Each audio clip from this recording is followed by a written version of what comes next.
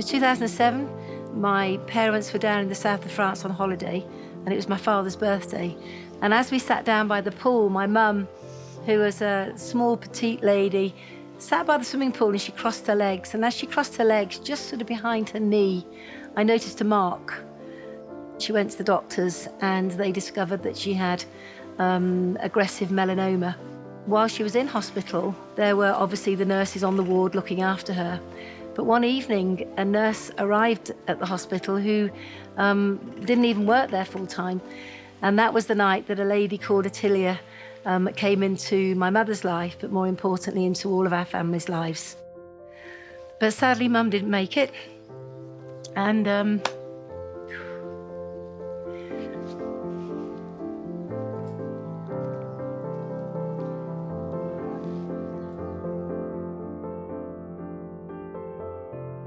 during my mum's time in hospital, Attilia actually didn't just do one session of looking after her.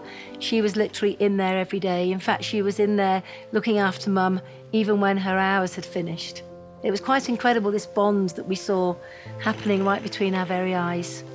And I have to tell you that Attilia was not from the UK. She was from Malawi. And my mum was so interested in her life, her culture, and even why she was in the UK. And Attilia shared her story that she was in the UK to follow her nursing career, but like so many African mothers, to send money back home for the family. Mum was really interested about Attilia's village and what it was like to live in this little tiny country of Malawi.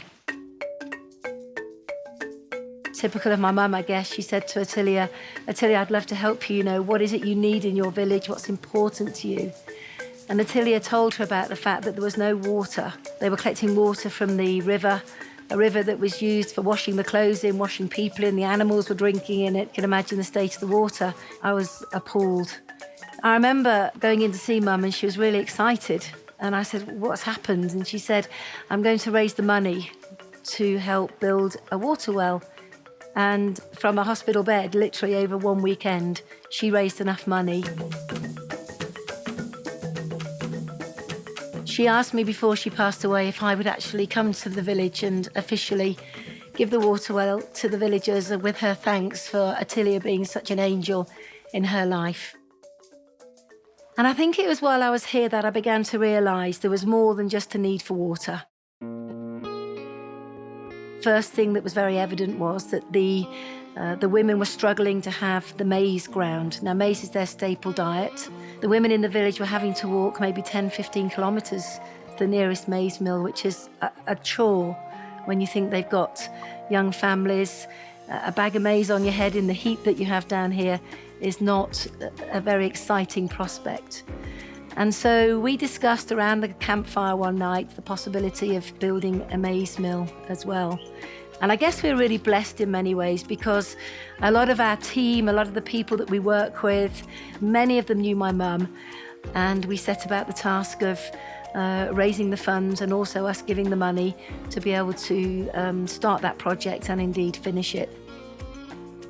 There was one time that I was here and we were sitting on the steps of Attilia's and Chris's house, and it was just going dusk. And the kids, whenever we come to the village, literally surround us. And I thought, I know what, I'll sing them nursery rhymes. And I sang the first line of a well-known nursery rhyme. And to my utter amazement, they sang it back to me. And as we began to sing together, I noticed a little tiny boy sitting a little bit further away from the main group, all on his own. He must have been about 2 years old. And I said to Attilia, what's the matter with him? Why isn't he joining in? And she said, I think he's got malaria. And I said, what can we do about that? And she said, nothing. There's no medical centre here. There's no clinic. It's a long way to the main hospital, but we'll keep an eye on him. 2 days later, when I was due to go, John and I were packing up. John, my husband, was here with me as well. I asked after the small child, and Attilia looked at me in the eyes, and she just very quietly said, he didn't make it. I said, sorry? She said, he didn't make it, Jayne. And on the plane on the way home, I remember saying to John, we need to do something. We can't just stop with water and maize. We've got to do something else. And he said, what are you proposing? What do you think? And I said, I think we need to build a medical clinic. The week that we came over to open the clinic was a grand affair here. I mean, it went on for days.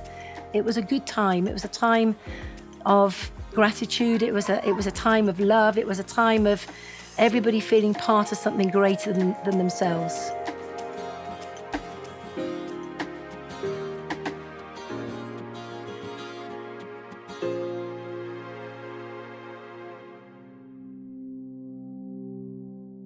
Attilia really loved my mum and cared for her in many, many ways, such as bringing her a glass of water when she needed it.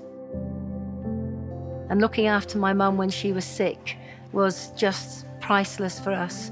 And as a result of that bond, those two women, in what was a pretty sad time, but those two women coming together and my mum picking up on Attilia's wish and then acting upon that has not only changed one person's lives, but changed the whole face of the village here and many, many hundreds of lives. Compassion has always been really important to John and myself, and forever has allowed us to do that. I am so glad that we made the decision to build a forever business. It's been life-changing in so many ways, not just our lives, but the lives of hundreds and hundreds and hundreds of others. My name's Jayne Leach. John and I believe in changing lives, even through the smallest of acts, and we are forever.